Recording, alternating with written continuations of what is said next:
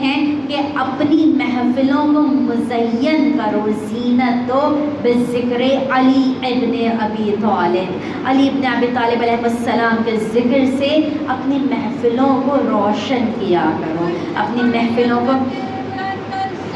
اللہم صلی علی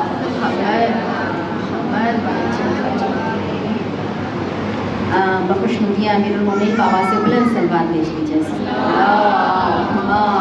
صلی علی محمد۔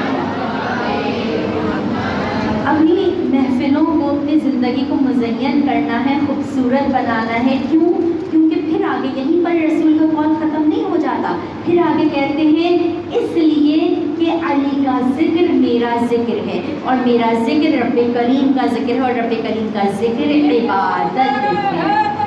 یا علی یا علی